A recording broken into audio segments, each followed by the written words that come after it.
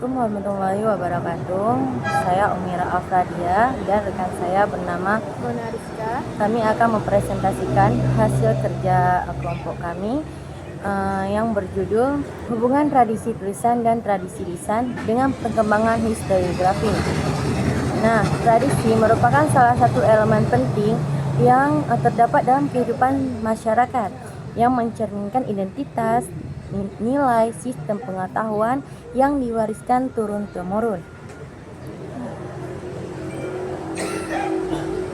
Tradisi lisan itu merupakan komunikasi yang melalui pengucapan, seperti cerita rakyat, mitos, atau pantun yang diwarisi secara turun-temurun. Sementara tradisi tulisan muncul setelah kita mengenal aksara dan bisa menulis. Contohnya seperti buku, naskah, atau dokumen resmi.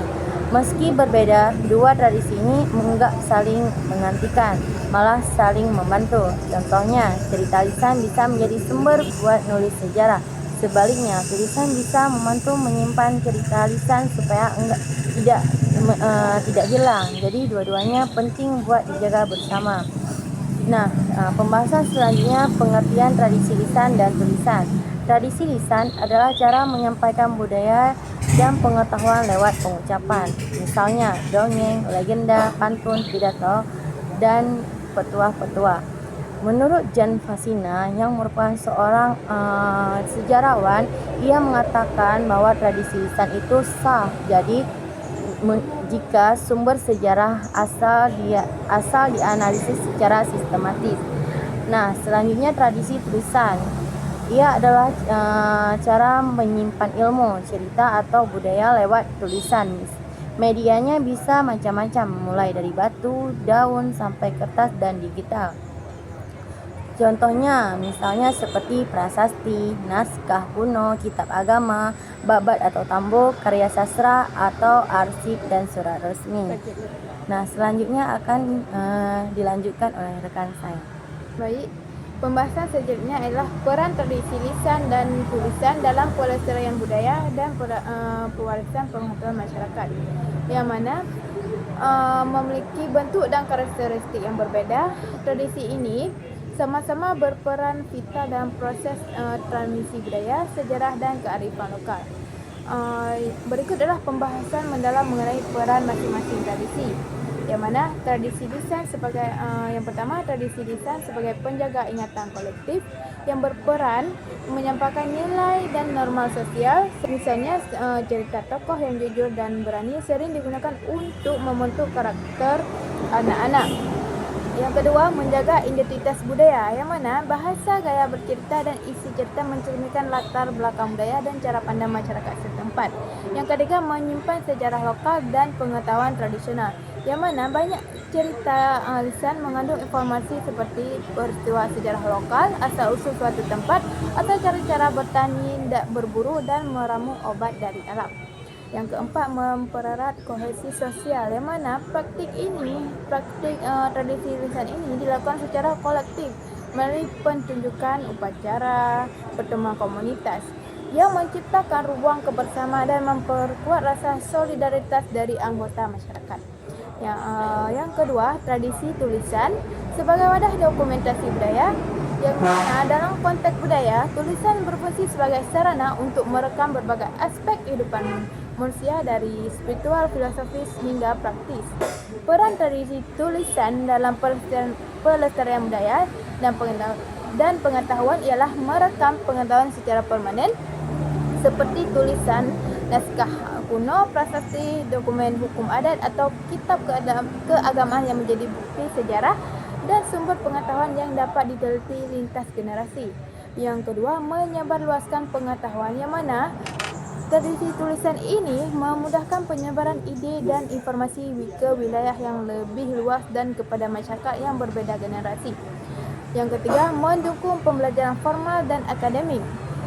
Di dalam konteks pendidikan, tradisi tulisan ini menjadi sarana utama untuk dalam pengajaran, yang mana buku teks seperti modul pembelajaran dan hasil penelitian akademik menggunakan media tulisan.